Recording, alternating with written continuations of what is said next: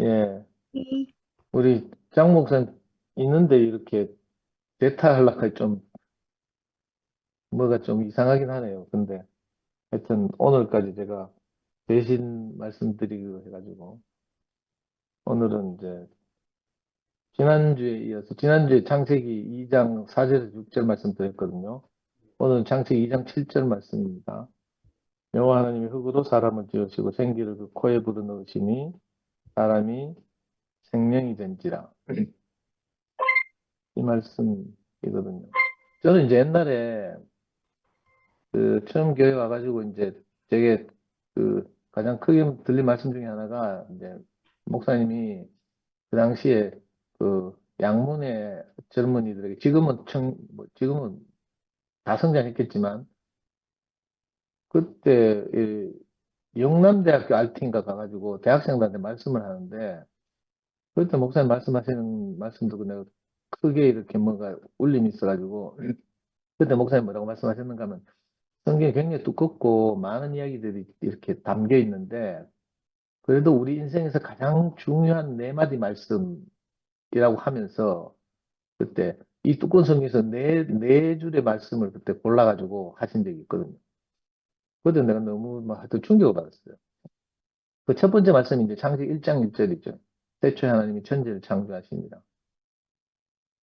모든 것은 하나님에 의해서 시작됐다는 말씀을 하셨고 두 번째 말씀이 이제 우리가 잘 아는 것처럼 창세기 1장 26절 그 하나님 인생을 창조하신 목적 우리의 형상을 따라 우리의 모양대로 우리가 사람을 만들고 그러하여금 모든 것을 다스리게 하자 이런 말씀이었죠. 이게 그 시작하신 이가 있고 시작하신 이가 인생을 시작하신 목적이 있다 이 말씀을 하셨고요. 이제 세 번째 하신 말씀이 오늘 말씀이에요. 창세기 2장 7절. 하나님 인생을 시작하셨다면 인생을 지으셨다면 도대체 어떻게 어떤 재료와 방법으로 인생을 빚으셨는가 이 말씀을 하신 거예요.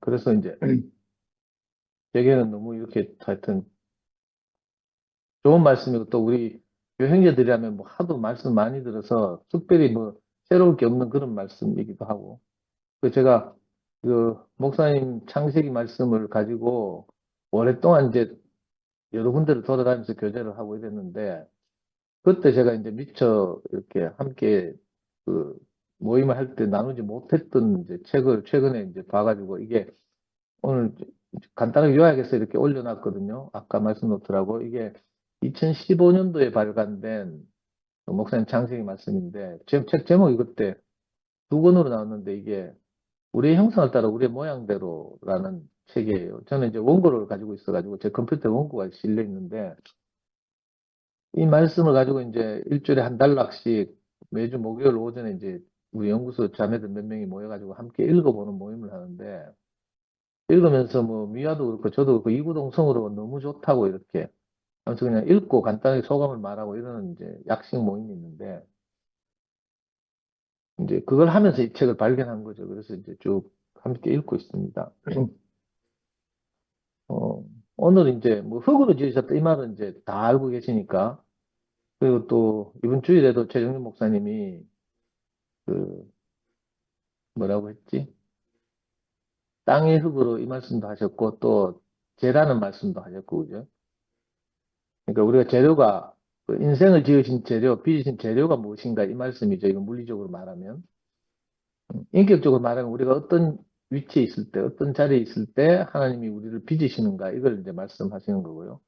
그 땅의 흙으로 뭐 어떤 버전에 따라서는 이렇게 지금 제가 계정 이렇게 모니터에 띄워놓고 있는데 여기도 보니까 땅의 흙으로 사람을 지으시고 이렇게 했어요.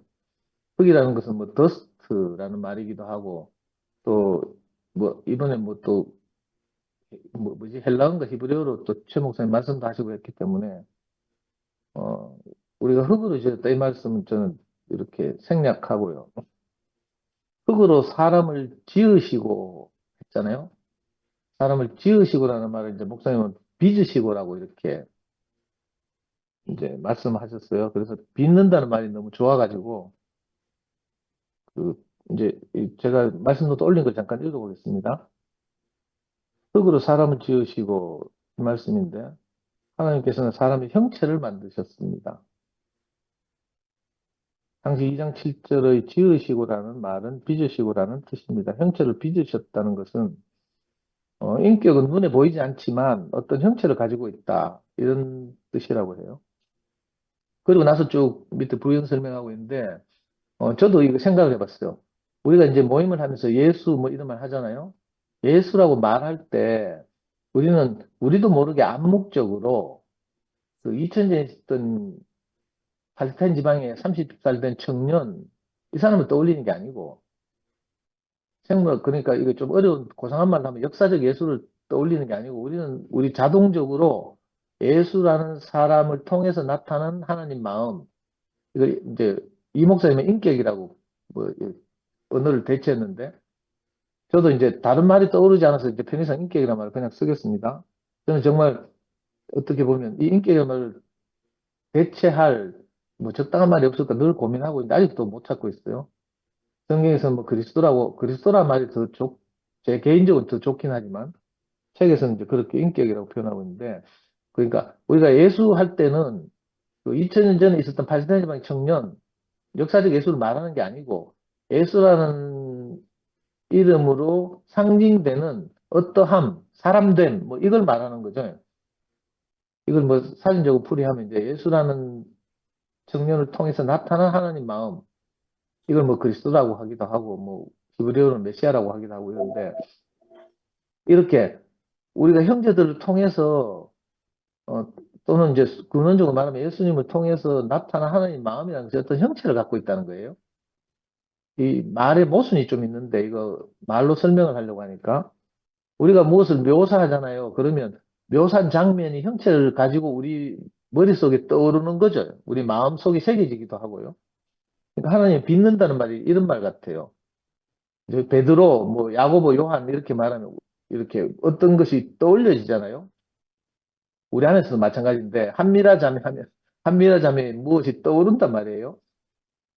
저렇게 뭐 얼굴 동그랗게 생기고 뭐 화장을 하거나 안 했거나 뭐 이런 얼굴을 떠올리는 게 아니라 성미여 자매 하면 이제 성미여 자매 하면 우리가 그 공통적으로 떠오르는 어떤 것이 있단 말이에요. 이걸 보고 이제 성미여 자매의 어떠함, 사람됨, 뭐 이 목사님 표현한 대로 하면 인격, 또 좀 부차지만 풀어서 이야기하면 성미여 자매를 통해서 나타난 하나님 마음, 뭐 하나님 생명 이렇게 말할 수도 있는 거죠.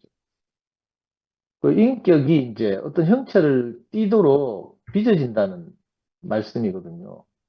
그 어떻게 빚어지는가 하면 여기 쭉 따라 읽어보니까 그 결국은 우리가 어떤 환경과 사람에 둘러싸여서 살게 되잖아요. 그러니까 우리를 둘러싼 환경이 나를 둘러싼 조건이나 형편이 그 사람을 빚어가는 거죠.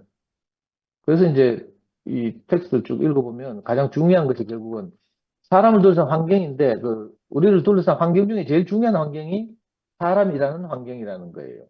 우리가 환경하면 경제적 형편도 있고 뭐 우리를 둘러싼 이런 뭐 여러 가지 사회경제적 조건들이 있고 이런데 뭐 관점에 따라 다르긴 하지만 적어도 하나님 말씀 듣고 사는 우리에게는 우리를 둘러싼 사람이라는 환경이 우리를 빚어간다 이렇게 생각되는 거죠.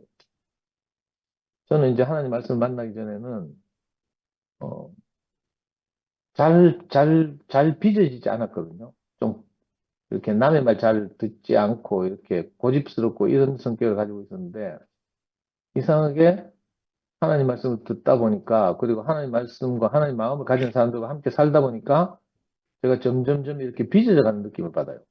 특히 이제 요즘 최근 1년 반 동안 투표 생활 하면서는 제가 피할 수 없는 환경에 처하다 보니까 그 전까지는 교회가 이렇게 어렵게 되기 전까지는 저는 이제 슬슬 피해 다녔거든요. 그래서 뭐 뺀질거린다는 이런 비난도 좀 많이 받고 몸으로 때우는 스타일은 아니니까 헌신하는 스타일은 아니니까 이제 그런 욕도 많이 먹고 이랬는데 지금 이렇게 투표면서 함께 몇 안 되는 형제들과 함께 짜여서 생활하다 보니까 또 그리고 어쩔 수 없이 이렇게 뭐 하여튼 투표미 전면에 나서서 매번 간증하면서 살고 뭐 모임하면서 살고 이렇게 하다 보니까 저도 모르게 내게 나를 둘러싼 사람 환경을 피할 길이 없는 거예요.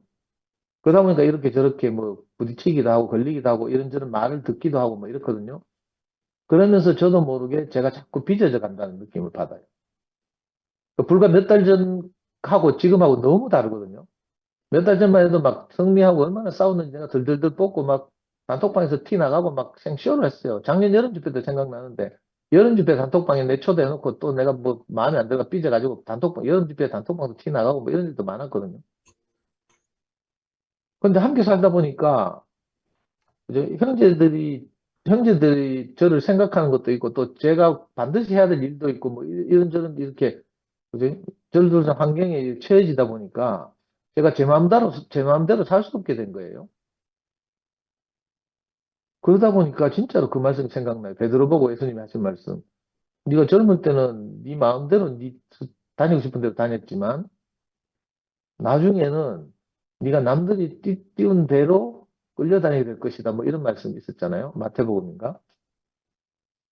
근데 그게 베드로보고 한 말이기도 하지만 이제 마치 저한테도 적용되는 말씀 같았어요. 제가 제 마음대로 살 수 없고 내가 어떤 때는 진짜로 안 가고 싶은 데도 막 갈 때가 있거든요. 뭐 다 녹화돼서 올라가니까 내가 차마 뭐 구체적으로 말은 못 하겠는데 하여튼 이런 이 사람이라는 환경에 내가 이렇게 둘러싸여 있으면서 또 교회 생활을 적극적으로 하고 이러다 보니까 저도 모르게 이렇게 빚어져 가는 거예요. 어제도 그런 일이 있었잖아요. 우리 지영이가 영식 형님 이렇게 이 줌에서 접속해 두신 걸 보고 영식 형님한테 물었어요. 지영이가 두 분인가? 3초 하면서 연화장에는 언제 가요? 이렇게 했는데 영식 형이 못 알아들었단 말이에요. 그 영식이 대꾸를 안 하니까 이제 지영이는 어제 지가 다시 돌아서 하는 말로 마상을 입었대. 그래가지고 이제 화면을 꺼놓더니 화면 꺼놓고 듣기만 하더니 좀 더 불편한데 나가버렸어요. 근데 하여튼 나중에 이제 모임 끝날 때쯤 내가 다시 회복해가지고 우리 지영이가 들어왔다고요. 이렇게 지영이도 이렇게 우리 줌 모임이라는 형제들과 함께 짜여있는 환경이 있다 보니까 이게 빚어지는 거죠. 어떤 사람으로 빚어져 가는 것 같아요. 저는 어제 지영이가 다시 들어와서 간증하더라고. 그거 보면서 내가 너무 놀랐잖아요.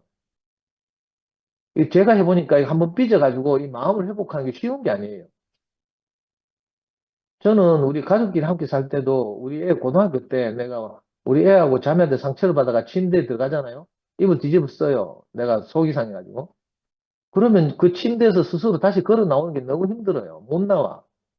그래가지고 우리 명희가 와서 압박하면서 막 달래고 막 이렇게 이제 못 이긴 척하고 겨우 꾸역꾸역 나오거든요. 쉬운 일이 아니더라고 제가 해보니까. 이번 주 주일에도 이번 주 일요일 날도 우리 최 목사님 집에 연합순 모임 하러 갔잖아요. 최 목사님 순 이순하고 우리 순 사순하고 이렇게 모여서 함께 모임을 하는데 그날도 제가 뭐 어떤 일로 삐져가지고 성미아 자매가 뭐 내한테 뭐 밥 먹다 저녁 먹다가 한마디 하는 바람에 거기서 딱 필름이 끊겨가지고요. 아주 이제 필름이 안 좋은 상태로 이제 그래도 차가 없어가지고 이번 주일에는 할 수 없이 꾸역꾸역 최 목사님 집에 올라갔어요. 최 목사님 집에 올라가니까 식탁 위에 수박이 맛있는 아주 단 수박이 있더라고. 그 포크로 내고 수박을 씨를 바르고 이제 그 껍질 손에 안 닿게 해가지고 좀 빨간 부분을 잘라 먹고 있는데 그 집에 터질 때 가면 은정이가 뭐라고 한마디 뚝 하더라고. 포크 놓고 뭐 손으로 잡고 무락 하면서 뭐 이렇게 하더라고. 근데 안 그래도 지금 필름 끊겨 있는 상태에서 극하니까 내가 열받아가지고요. 포크를 확 던져놓고 내가 최 목사님 지금 안방에 내가 잡붙잖아. 그래가지고 그 모임 하는 사람들 다 불편해가지고요. 뭐. 그래가 뭐 주미 방에 들어와가지고 막 나오라 하고 내가 짜증 막 내니까 주미도 겁나서 도망가고 뭐 차례대로 몇 명 들어와서 저를 끌어내려고 하는데 안 들었어요. 그 성미아가 들어오더니만 무조건 지금 뭔지 영문도 모르면서 이제 예? 알면서 사실 일부 그러니까 무조건 제가 다 잘못했어요 하면서 저를 끌어내더라고. 그래가 내 겨우 끌려나가 복도에 앉아 있으면서 이제 순모임을 다 들었거든요. 근데 이제 은정이도 좀 미안하고 이러니까 눈치도 보고 이렇게 했죠. 제가 이제 삐져 있으니까. 그 내보고 뭐 간증하고 몇 번 가더라고. 저 끝까지 안 했어요. 안 하고 이제 저희끼리 간증 다 하고 교제 다 하고 집에 오는데 이제 총알집 내려와서 성미아 차 타고 집에 왔는데 제가 그런 일을 바로 이번 일요일 날 경험했다니까요. 그런데 우리 지영이가 어제 그렇게 속이상해서 딱 접속을 끊고 나갔으면서 다시 이렇게 뭐 미아가 전화했는지 어쩐지 다시 들어와가지고 다시 화면을 켜고 막 어제 자다가 일어나가 머리 부스스하게 해가지고 마지막에 간증으로 마무리를 딱 하더라니까. 그걸 보면서 제가 느꼈어요. 내가 그래, 지영이 보고 했잖아요. 농담이 아니고 진짜로 지영이 니 내보다 낫다 이런 마음이 드는 거예요. 우리가 이렇게 빚어져 가는 거죠. 다 우리가 뭐 이런저런 일이 있고 이유가 있고 막 우리 성미아 자매처럼 교양 있고 이렇게 참 누구한테나 잘갑게 하는 사람이 있는가 하면 저처럼 사이코처럼 조금만 말해도 막 그 말에 제가 딱 필름이 끊긴다. 이거 저도 어쩔 수 없어요. 필름 끊기면 내가 아무 생각도 안 들고 뭐 누구라도 그 뭐, 목사님 집에 있는데도 내가 그렇게 했잖아요. 아유 그런 거 생각하면 근데 신기하게도 이렇게 우리가 함께 살다 보니까 어떤 사람들에게 둘러싸여 있다 보니까 저도 상당히 요즘 증세가 좋아졌어요. 이 빚어져 간다 이런 생각이 들거든요. 그래서 목사님 이렇게 써놨네요. 우리도 하나님의 빚으심에 의해서 아름답고 합당한 사람이 됩니다. 그러므로 하나님 손에 맡기는 사람은 복된 사람입니다. 그의 손에서 빚어지면 아름다운 작품이 나오니까 아름다운 사람이 되는 것입니다. 뭐 어쩌고 저쩌고 저쩌고 이렇게 설명해 놨어요. 근데 뭐 하나님의 손에 빚는데 이 말은 좀 추상적인데 구체적으로는 그죠? 그 하나님 손에 빚어진다는 게 구체적으로 우리가 함께 사는 형제 자매들에 의해서 또 집으로 돌아가면 가족들과 함께 살면서 이런저런 일들을 겪으면서 우리가 빚어져 가는 거죠. 그게 너무 신기하고 감사하고 이렇더라고요. 저도 사실은 이 투표 생활 하면서 정말 적극적으로 1년 전에 비해서 제가 너무 많이 제가 어쩔 수 없이 옛날에는요. 수 틀리면 삐져가지고 내가 출근 안 하거나 연구소에서 그냥 집에 가버리거나 이런 일이 많았거든요. 근데 지금은 이상하게 내가 좀 사람이 좀 점점 빚어져 가지고 이제 제가 제자리에서 도망을 못 가잖아요. 옛날에 도망가면 막 미아가 막 내 도망간다고 붙잡으러 오기도 하고요. 막 놀래가지고 막 달래기도 하고 막 이랬거든요. 요즘은 내 가게나 마게 신경을 안 쓰니까 도망가도 소용이 없어요. 그러니까 내가 어쩔 수 없이 빚어지는 거다. 아, 내가 땡강 부려도 안 되는구나. 이걸 알게 됐어요. 내가 애기지만. 그러니까 이제 땡강 부려도 효과가 없으니까 땡강을 못 부리는 거라. 성매자매가 뭐 내한테 특별히 잘해줘서 제가 요즘 조신하게 사는 게 아니고요. 어쩔 수 없이 내가 이렇게 하나님 손에 빚어져서 이제 이런 일이 있는 거죠. 그게 너무 감사하고, 그 2장 7절 후반부에 보면, 여호와 하나님 땅의 흙으로 사람을 지으시고, 생기를 그 코에 불어넣으시니, 사람이 산원이 된지라, 이렇게 말한 건데, 생물학적으로 살아있는 사람이 됐다는 이야기인데, 하나님의 영이 이제 들어오기 전에 사람의 구조가 이렇다는 거예요. 창세기 1장에서는 하나님이 사람을 어떻게 지으시는지, 첫째 날 빛이 있으라부터 시작해서, 그 마지막 날 사람이 등장할 때까지 하나님의 형상과 모양을 빚어질 때까지를 이렇게 쭉 묘사했다면 2장에 와서 이제 이걸 구체적으로 또 보완하고 있다고 말씀드렸잖아요. 그 창세기 2장 7절 보면 특히 이제 그게 분명하던 재료인 흙이 등장하고 그 하나님이 빚어 가신다는 말씀을 하고 그 다음에 하나님의 영이 하나님의 생기를 그 코에 불어 넣으니까 사람이 됐다 이렇게 표현하고 산혼이 됐다 이렇게 표현하고 있잖아요. 저는 어릴 때 장로교 다닐 때 이 말씀을 이제 듣긴 들었는데 그때는 어떻게 생각했냐면 진짜로 저는 마치 초등학생이 문방구에 가서 찰흙을 사와서 사람 모양의 인형을 만들고 찰흙으로 거기서 하나님이 뭐 진짜 콧김을 후 하고 불어 넣은 줄 알았어요. 그러면 마루치 아라치가 짜잔 하면서 뭐 합체하듯이 거기서 짜잔 하고 사람이 등장하는 걸로 제가 이렇게 생각했어요. 어릴 때 이야기지만 근데 대부분은 여기서 그죠? 기독교인들이 대충 듣거나 이 상상력의 한계를 벗어나지 못하는 것 같아요. 근데 저는 이 말씀 들으면서 너무 신기하더라고요. 그리고 이 말씀을 듣자마자 제가 살아온 인생이 주마등처럼 떠오르는 거예요. 하나님의 영이 이거 어제 이번 주에 뭐 누구지 그 해주 신랑인가 최정민 형제가 나와서 뭐 이 푸뉴마 뭐 이런 이야기 했죠. 바람이라고도 표현하고 뭐 영이라고도 표현하는 그것. 그러니까 사람이 이런 구조로 지어졌다는 거예요. 흙으로 지어지고 예? 무엇을 불어 넣으니까 무엇이 되었다. 이런 말씀이잖아요. 저는 이 말씀을 들으면서 제 인생을 생각해 보니까 정말 과연 그렇구나 싶어요. 옛날에 제가 몇 달 전에 이걸 좀 모임에서 간증한 적이 있는데 제가 10대 후반에 이제 뭐 형편이 안 되니까 학교는 못 다니고 그 검정고시는 하려고 이제 제가 그때 대구 시립도서관에 이제 매일 아침마다 가서 이제 검정고시 공부를 할 때예요. 검정고시 공부를 하려고 이렇게 대구 시립도서관에 가는데 시립도서관이 워낙 싸가지고 그 당시에 20원 했는데 시립도서관 사용료가 그 우리 집이 슬럼가 있어서 이제 아주 재래식 조그만 시장을 지나서 이제 시립도서관을 가는 거예요. 가다가 시장통을 지나가게 되면 매일 아침마다 제가 보는 광경이 하나 있는데 시장 중앙쯤 가운데쯤 가면 거울 파는 집이 있어요. 유리 거울. 그리고 이제 가끔씩 이제 그 깨진 유리 갈아달라는 이게 저게 그 주문이 들어오면 그 집 꼼바 아저씨가 그 집 아저씨가 이렇게 유리를 갈라가고 이러거든요. 근데 그 집 앞을 지나가면 시립도서관에 금연고시 공부를 하는 거예요. 가다 보니까 항상 그 유리집 앞에 유리 가게 아저씨하고 그리고 이렇게 우리 동네에서 유명한 꼼보 아저씨가 있어요. 그 일용직 노동하시는 분인데 꼼보 우리가 꼼보 아저씨, 꼼보 형님 이렇게 부르는데 그 꼼보 아저씨하고 둘이서 유리 가게 앞에서 바둑을 두는 거예요. 그 꼼보 아저씨는 그 동네 소문난 고수거든요. 그 정도 그때 당시 4급 정도 떴고 바둑으로. 그 유리 가게 아저씨는 한 7, 8급이 어떻게 됐어요. 둘이서 계속 바둑 두는 거예요. 그 제가 도서관을 가다가 하루는 저 뭐 하는 가 싶어가 기웃거리기 시작했어요. 그래가지고 이제 처음에는 뭐 1분 보고 도서관에 가고 2분 보고 도서관에 가고 이러다가 그 다음에는 5분 보고 10분 보고 이러다가 나중에 되니까요. 유리 갈아달라는 주문이 들어가지고 그 꼼부 아저씨 상대인 유리 가게 주인 아저씨가 유리 갈라줘 출장 가는 거예요. 그러면 꼼부 아저씨 혼자 심심하잖아요. 바둑판 앞에 앉아가지고 구경꾼 쟤밖에 없으니까 자네 바둑 둘 줄 아나 하더니 앉아보래. 그래가지고 제가 그 꼼부 아저씨가 바둑을 뒀거든요. 그러니까 지나가면서 구경하고 또 꼼바 아저씨가 이제 바둑 뚜작해가지고 앉아가지고 바둑 또 이러면서 저도 모르는 사이에 소위 푸뉴마가 바둑의 영이 제게 들어온 거예요. 그래가지고 맨날 그 꼼바 아저씨하고 바둑 두기 시작하다가 그만 제가 바둑에 중독됐죠. 그래가지고 나중에는 내 그 꼼바 아저씨를 이기고 싶으니까 바둑 책을 사서 공부하고 막 이랬어요. 검정고시 공부를 해야 되는데.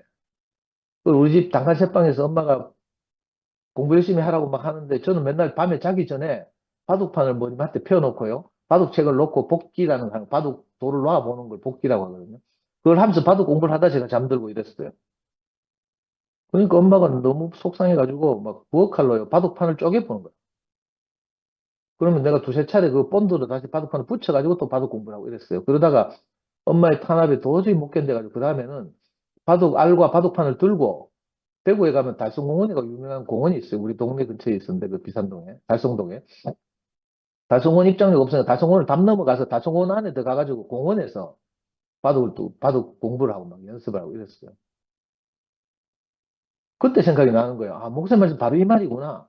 하나님 흙으로 사람을 빚으시고 그 코에 생기를 불어넣으니까 사람이 산원이 되었다 하는 게 꼭 하나님 말씀만 그런 게 아니라 사람에게 무엇이 들어오는 것 같더라고. 무엇이 들어오면 그것을 받아들이는 존재인 거예요. 그 저는 바둑에 별로 관심이 없는 청소년이었는데 그때 그 꼼부 아저씨 덕분에 바둑의 영이 내게 딱 임해가지고 그다음부터 바둑 중독자가 됐어요. 그래가지고 어디 검정고시 합격하고 나중에 경북대학교 들어갔는데 경북대학교 들어가니까 1학년 때 있잖아요. 그 대학교 중앙에 큰 도로가 있는데 그 도로에서 그 동아리들이 요즘 말로 옛날에 서클이죠. 요즘 말로 동아리인데 그 각종 동아리들이 그 저 뭐야 천막을 치고 신입생을 유치하는 행사를 해요. 근데 제가 이렇게 그 중앙도로를 지나가다 보니까 오만 동아리들 다 있어. 저는 뭐 동아리에 관심도 없고 이랬는데 가다 보니까 바둑 동아리가 있는 거예요. 경북대학교가 복현동에 있다고 해서 그 기후의 이름이 복현기후회였는데 기후에 이제 그 멤버들 그러니까 선배들 있죠. 학번으로 선배들이 뭐 텐트에서 이렇게 앉아가지고 바둑판 자석 바둑판 갖다 고 설명하고 뭐 이러면서 이제 신입생들을 호객하는 거예요. 그래서 제가 그 텐트 안에 들어갔잖아요. 텐트 들어가니까 바둑 좀 뜰 줄 아나고 묻더라고요. 선배들이 전부 다. 좀 뜰 줄 안다 해가지고 이렇게 그 텐트 안에 있던 선배들이 전부 저하고 붙어가 대한테 다 졌잖아요. 그러니까 이 기우회 선배들이 너무 쪽팔리니까 나중에는 의대에 연락하는 거예요. 의대는 어디 있는가 하면 삼덕동에 경북대학교 원래 의대는 딴 데 있잖아요. 시내에 있어요.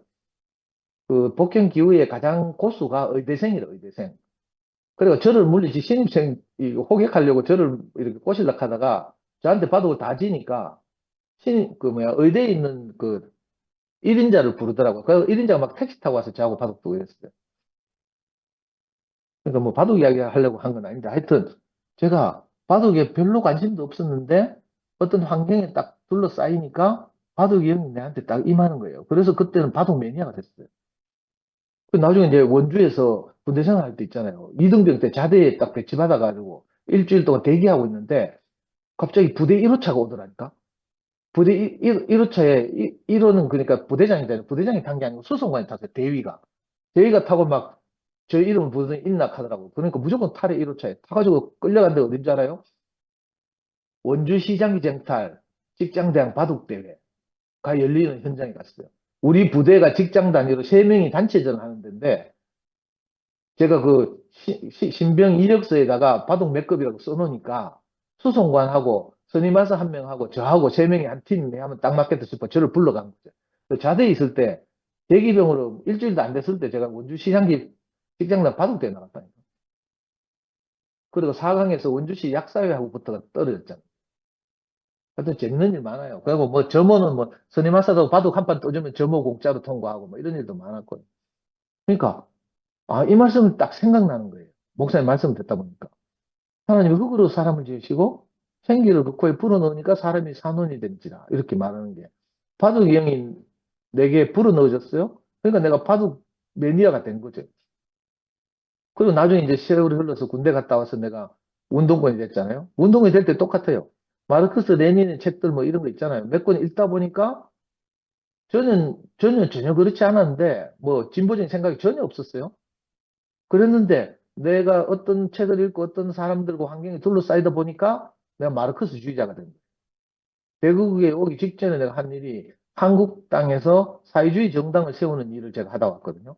남한 사회주의 노동자 동맹이라는 조직에 속해 있으면서 합법적인 사회당, 요즘 말로 하면 정의당이죠. 이번에 선거에서 다 떨어져가 정의당 소멸되기 직전인데 그런 정당을 제가 직접 만들고 막 이랬거든요.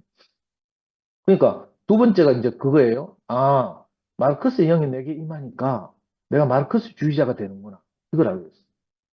그리고 어쩌다 이제 외국에 불려와가지고 말씀을 듣게 됐어요.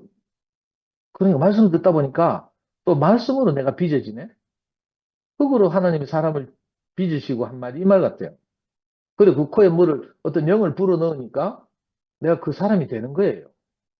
그 제 인생을 이 말씀에 딱 투영해 보니까 이 말씀 진짜 하나님 말씀인 거라. 제게는 이게 너무 분명하고 너무 쉬워서요. 그다음부터 아무 얘기가 없었어요. 그러고 나서 뭐 이런 우리가 알다시피 많은 일들 있잖아요. 이 누가 말했더라? 아, 현정이가 지지난주에 교회 앞에 나서 간증하면서 맹자 엄마의 맹자 이야기 했잖아요. 노래로 막 뮤지컬로 막 했잖아. 맹자가 처음에는 뭐 무덤가에 있었는데 맨날 부르는 노래가 뭐 며칠 후 요단강 건너가 만나리 이 노래만 부르더라는 거라. 왜냐면 그런 환경에 둘러싸여 있으니까. 근데 이제 그래가지고 맹자 어머니가 너무 안타까워가지고 뭐 어디로 옮겼다고 했죠? 어디 시장통으로 옮겼다고 했어요. 시장통이니까 맨날 계산이나 하고 있고 이제 뭐 골라 이제 현정이 말로 하면 동대문에서 그 뭐 이렇게 옷 파는 사람들이 막 호객하듯이 맨날 골라 이런 노래나 부르고 있다 하잖아요. 그래가지고 안 돼가지고 나중에는 이제 맹자 어머니가 뭐 서당 옆으로 옮겼더니 그때서야 맨날 하는 말이 뭐 그 뭐 책을 읽으면서 그 서당에서 하는 소리를 흉내내더라 이런 이야기 있잖아요. 꼭 그런 거 비슷한 거죠. 제가 투표에 와서 형제들과 함께 둘러싸여 있다 보니까 내가 그렇게 빚어지는 거예요. 그러다 보니까 제가 눈이 뜨여집니다. 어떤 새로운 영이, 교회의 영이 요즘 제게 임했잖아요. 제가 여러 번 최근 들어서 간증하지만, 저는 전에는 진짜 말씀을 정확하게 선포하거나, 간증을 정확하게 하는 사람, 이 목사님이 옛날에 그렇게 말했거든요. 뭐라 하더라? 뭐, 뭐, 왜 생긴 대로 간증한다, 뭐 이런 말 했잖아요. 예민하고 날카로운 사람은 표현도 선명하고, 뭐 어쩌고 목사님 이렇게 이 목사님 옛날에 말했다니까? 저는 그 말 듣고 거기에 갇혀가지고, 그죠? 간증을 정확하게 하고 이런 사람들이 생명을 분명하게 아는 사람이다. 저는 이렇게 생각했어요. 그러니까 제 기준에서 어떤 잣대를 가지고 형제들을 마치 정육점에서 고기 등급 매기듯이 내가 이렇게 생각한 거예요. 어떤 형제는 간증을 잘하고 자기 표현을 잘하고 어떤 형제는 어눌하고 답답하고 뭐 이렇게 생각했다니까요. 근데 최근에 제가 이제 이렇게 뭐 이런저런 말씀을 듣고 준 모임을 계속 하다 보니까 말씀으로 제가 빚어져 가잖아요. 그러다 보니까 제 눈이 딱 뜨였어요. 진짜로. 그래가지고 이 뜬 눈으로 보니까 전에는 내가 형제들이 하나님에 대해서 그 형제들을 하나님 어떻게 인도해 줬는지에 대해서 완전히 감겨 있다가 최근 들어서 정말 아름답게 쓰이는 형제들을 새롭게 발견하게 된 거죠. 그 대표적인 분이 지금 제가 반찬 판다고 열심히 단톡방에 올리고 있는 김정분 누님이에요. 김정분 누님이 이번에 토요일 날 왜 가든 파티 오셔가지고 그 형수님이 이제 막 거의 100명 가까운 형제들을 이렇게 대접하는 것이 너무 힘들까 봐 정분 누님이랑 막 여러분들이 나서서 도왔잖아요. 정분 누님은 막 밑반찬 같은 거 막 해오고 이랬다고 하더라고요. 이번에 쌈장하고 막 이런 걸 해오고 나서 정분 누님이 저한테 와서 하는 소리가 막 너무 신이 나서 막 들떠서 하시는 말씀이 그거였어요. 진짜 교회는 이래야 된다. 맨날 돈만 모아놓고 뭐 이럴 게 아니고 이렇게 형제들이 모여서 이렇게 즐겁게 잔치하고 놀 수 있도록 이런 배려를 좀 해야 되는데 하면서 막 정부님이 너무 이렇게 자기가 가진 재능, 달란트 이런 걸 이제 아낌없이 이렇게 형제들을 위해서 쓰이고 나니까 이 누님이 나이 많이 드셨잖아요. 70도 넘었잖아요. 이 누님이 너무 신이 나가지고 막 마음이 들떠가지고 막 그런 말씀을 하시는 거예요. 그리고 또 우리가 아는 종범이 형이나 창화나 이런 형제들이 정말 헌신해서 종범이 형은 뭐 새벽에 일어나서 고기를 구워가지고 있잖아요. 그 현장에서 고기를 구워서 막 연기 나고 막 시간 걸리고 더운데 땀 흘리고 막 이런 게 너무 이제 안쓰러워서 미리 새벽에 일어나서 자기 집에서 고기를 다 구워가지고 청도에서 그걸 아이스박스에 넣어가지고 창화와 같이 배달해 와서 현장에서는 그냥 다 구운 고기를 살짝 데우기만 하면 되도록 이렇게 배려하더라고요. 그러니까 종범형이나 창화를 보면 뭐 말을 청산유수처럼 하거나 간증을 뭐 정확하게 하거나 이렇진 않잖아요. 근데 그분들은 그분들대로 자기 삶을 사는 거예요. 대표적으로 광수 같은 형제 보면 그렇죠. 광수 술 마시면 맨날 전화 와가지고 했던 이야기 하고 또 했던 이야기 또 하고 이렇거든요. 그래서 저는 광수 전화 오면 막 안 받잖아. 그 광수도 카더라고. 자기는 술 취하고 나면 기억이 없으니까 전화 안 받아도 됩니다. 형님 이 카더라고요. 그러니까 저는 광수 전화 안 받거든요. 근데 광수도 마음을 내고 첼로 뭐 도레미파솔라시라도 잘 못 켠다 하는데 앙상블에 들어가서 첼로를 켜면서 이렇게 자기를 드리는 모습을 보면서 저는 옛날에 이렇게 생각했거든요. 창화나 광수 같은 저 젊은 형제들이 하나님 말씀을 정확하게 알아두고 이러면 얼마나 이 투표이 기둥이 될까 이렇게 생각했는데 제가 이번에 눈을 뜨고 나서 보니까 아 그게 아니고 이미 저 형제들한테는 저 형제들만큼의 하나님 생명이 들어와 있어서 자기대로 그것을 표현하고 나타내면서 교회에 헌신하고 드리면서 사는구나. 네, 이걸 알게 됐어요. 그러니까 이게 제 기준이 다 무너지는 거죠. 저는 이렇게 어떤 영을 하나님의 뭐지 생기를 저한테 불어넣으니까 제가 정말 이렇게 산원이 되는 거예요. 이걸 이제 제 지나간 인생을 통해서도 그렇고 또 전에 함께 30년 동안 교회 생활 하면서도 그렇고 또 지금 이렇게 투표물로 밀려 나왔어도 그렇고 이걸 경험하고 있거든요. 그러니까 이 창세기 2장 7절이 정말 놀라운 말씀이구나. 이게 모든 인생에게 적용되는 말씀이구나 하고 제가 알게 되는 거예요. 이게 너무 신기해요. 제가 이렇게 투표에서 함께 형제들과 함께 생활하고 나다 보니까 다른 데 대한 두려움이 없어지는 거죠. 이번 주일에도 안 그래도 우리 투표 집회가 끝나고 제가 이제 미화차를 얻어 타고 가야 되니까 미화차를 기다리면서 앞에 서 있었어요. 근데 저기서 11시에 사는 어떤 누님이 상도야 오랜만이다 하면서 막 부르는 거예요. 제가 미쳤지. 멀리서 보니까 염경선 누나 같은 거라. 염경선 누나 같으면 오랜만에 보는 게 아니고 지난주에도 봤거든요. 그래가지고 내가 뭘 오랜만에 봐요. 지난주에도 봤잖아요. 하고 가까이 다가가서 악수를 하려는 순간 보니까 염경선이 아니고 김혜순인 거라. 그래가지고 내가 급 당황했어요. 그래가지고 내가 이미 한번 거기서 패가 꼬였어요. 자연스럽게 이제 김혜순 누님 이제 알았으면 그렇게 뭐 인사를 하고 이렇게 했을 텐데 혜순 누님 염경선인 줄 알았는데 김혜순인 거라. 근데 김혜순 누님이 만나자마자 내한테 뭐라 하는 게 아니라 야 상도 네가 목사님을 떠나 살 수가 있나 뭐 이런 식으로 이제 이야기를 하는 거예요. 내가 이미 연경선에서 김혜순으로 이게 버전을 바꾸는데 시간이 걸리는 데다가 혜순님이 그렇게 말할 때 내가 자연스럽게 뭐가 이제 내 마음에 있던 어떤 말이 나와야 되는데 지금 우리가 투표임으로 사는 것이 사실은 제가 생각하기에는 제가 목사님 은혜를 가장 정확하게 갚는 길이라고 생각합니다. 근데 이렇게 말해야 되는데 그 말을 못했어요. 왜냐하면 연경선에서 김혜순을 바꾸는데 시간이 걸리니까. 그런데 성미아는 또 방송실에서 늦게 나오죠. 짜증났죠. 하여튼 그런 뭐 처음부터 패가 뭐 꼬였어요.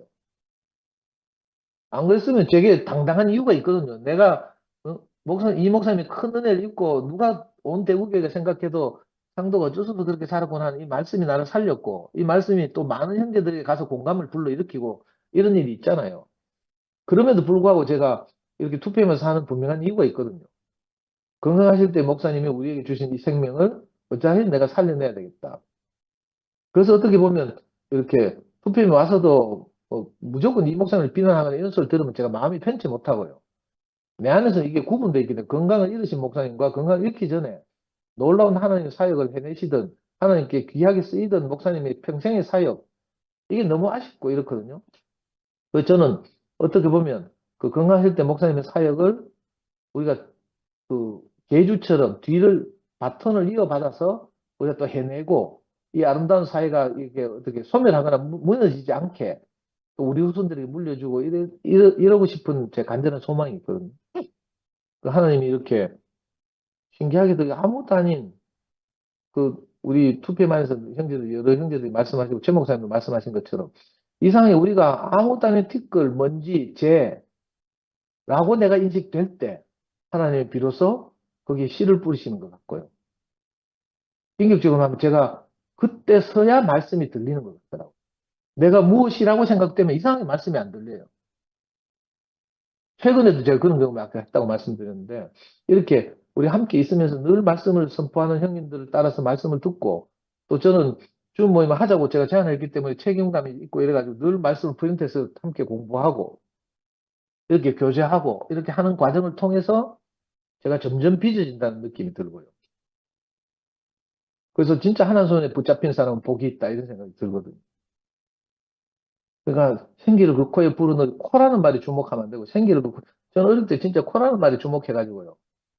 인형을 찰흙으로 종이 찰흙으로 만들어가지고 하나님이 무슨 산신령처럼 입으로 후 하고 불어 넣어가지고 진짜 사람이 된 줄 알았는데 전혀 그런 말이 아니고 생기라는 말이 주목해야 되는 거죠. 하나님이 땅의 흙으로 사람을 빚으시고 그 코에 생기를 불어넣으시니까 비로소 살아있는 사람이 되었다, 산혼이 되었다 이런 말이잖아요. 이 말씀이 저는 너무 중요하고 이래가지고 우리 제가 만나는 사람들한테도 늘 이 말씀을 하거든요. 그러니까 사실 우리가 무엇을 듣고 사는가, 인격적으로 말하면 우리가 어떤 환경에 노출되어 사는가, 우리가 어떤 사람을 접촉하고 만나면서 사는가, 이게 가장 중요하다 이렇게 말하잖아요.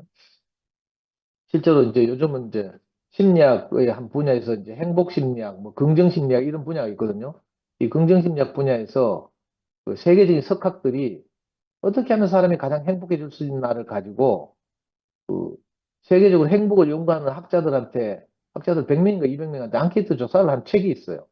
이 세상 모든 행복이라는 책이 있는데 그 책을 내가 사서 읽어봤는데 그 세계 100대 심리학자들이 행복을 연구하는 100대 심리학자들이 한결같이 가장 많이 하는 말이 사람이 행복하게 살려면 행복한 사람들과 함께 살아야 된다.